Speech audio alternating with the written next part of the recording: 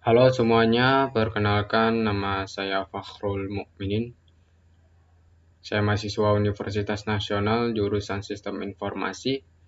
Pada video kali ini saya akan menjawab soal UTS mata kuliah Enterprise Resource Planning. Oke, baik, kita langsung saja mulai. Untuk soal yang pertama, jelaskan manfaat dan kekurangan ERP. Jawabannya yaitu manfaat ERP yang pertama itu sistem ERP mempermudah proses pengendalian serta pemantauan proses bisnis. Sistem ERP juga bisa memberikan informasi apa saja yang diperlukan, membuat keputusan serta membantu untuk membuat prediksi dan menentukan berbagai langkah yang harus dilakukan. Yang kedua, sistem ERP juga mempunyai fungsi otomatisasi untuk menjamin informasi berjalan lancar sehingga proses bisnis bisa berjalan lancar dan juga responsif. Manfaat yang ketiga yaitu software ERP memiliki sistem secara terpusat yang bisa mempersatukan berbagai macam unit dalam ekosistem perusahaan, sehingga ekosistem perusahaan bisa terintegrasi secara maksimal. Kekurangan ERP. Yang pertama, biaya sistem ERP sangat mahal karena disebabkan oleh biaya bervariasi dari ribuan dolar sampai dengan jutaan dolar dan biaya untuk proses re-engineering sangat tinggi. Yang kedua, perekayasaan kembali pada proses suatu bisnis untuk menyesuaikan dengan industri yang telah diuraikan oleh sistem dan mengakibatkan hilangnya keuntungan yang kompetitif. Kekurangan ERP yang ketiga yaitu bergantung pada satu vendor tertentu karena sistem ERP yang telah dirancang memerlukan pendukung yang lama dari vendor yang diinstal gitu. Yang kedua, jelaskan area SCM, Supply Chain Management. Jawabannya, area SCM itu terdapat 3 area gitu. Oke, baik, langsung yang ke area pertama. Area marketing dan sales. Area yang berfungsi untuk menghasilkan strategi pemasaran, kebijakan harga, dan kebutuhan tenaga kerja. Yang kedua, area accounting dan finance. Area yang bertugas untuk mencatat transaksi pada masing-masing buku account, seperti sales, data piutang dagang, data hutang dagang, penerimaan kas, penerimaan material, pengeluaran kas, biaya, dan akhirnya menghasilkan laporan keuangan.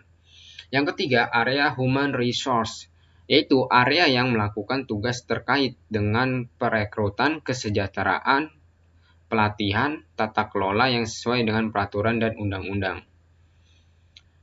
Yang ketiga, berikan contoh soal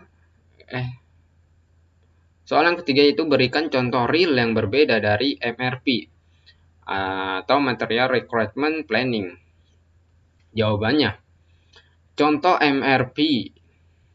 Perusahaan manufaktur ingin menentukan besarnya lot yaitu dengan metode lot sizing, menggunakan teknik lot for lot, yaitu suatu teknik penentuan lot size yang jumlahnya sama dengan jumlah pesanan atau kebutuhan.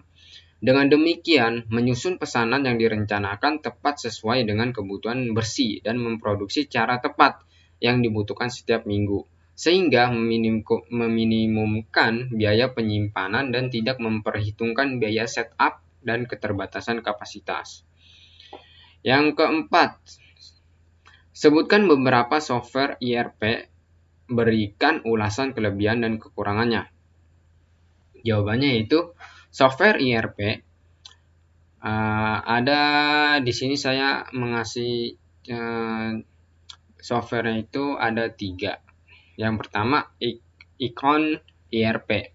Nah, kelebihannya itu pengelolaan transaksi yang efisien dan memiliki customer service yang dapat diandalkan. Kekurangannya support terbatas dan tidak dapat di-customize.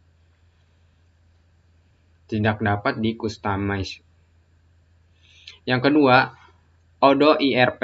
Kelebihan mampu mengelola berbagai operasi bisnis, memiliki fitur yang canggih, dan menawarkan fleksibilitas yang tinggi. Nah, kekurangannya memerlukan banyak customized untuk kebutuhan perusahaan menengah, terutama manufacturing gitu. Yang ketiga, software SAP Business One. Kelebihannya itu dapat di-customize dengan lengkap dan tersedia lisensi perpetual ataupun subscription. Kekurangannya, fitur ditargetkan untuk perusahaan menengah, tetapi harga di luar jangkauan perusahaan menengah di Indonesia. Yang kelima, berikan contoh real yang berbeda dari flowchart proses modeling. Di sini saya mengambil contoh flowchart proses modeling manufacturing company. Nah, di sini kalau kita lihat ini receive order, yang pertama ini receive order, kemudian selanjutnya distribution center, kemudian stock. Nah, di sini ada dua opsi, yang mana ada yes dan no. Apabila yes, print invoice, kemudian langsung shipping. Nah, kemudian apabila stoknya itu no, berarti advice marketing, kemudian inform customer. Di sini terdapat sumber dari gambar ini yang saya ambil gitu. Berasal dari mana ini flowchart ini ya, ini ada sumbernya. Nah, kemudian penjelasan dari flowchart proses modeling itu di mana perusahaan menerima pesanan dari pelanggan. Nah, kemudian mengirim permintaan ke pusat distribusi lalu melakukan pengecekan persediaan. Nah, setelah itu apabila persediaan barang ada akan melakukan cetak faktur, kemudian melakukan pengiriman. Sedangkan apabila persediaan barang tidak ada, maka akan menyarankan pemasaran, kemudian menginformasikan kepada pelanggan. Sekian jawaban yang dapat saya sampaikan untuk soal UTS mata kuliah IRP.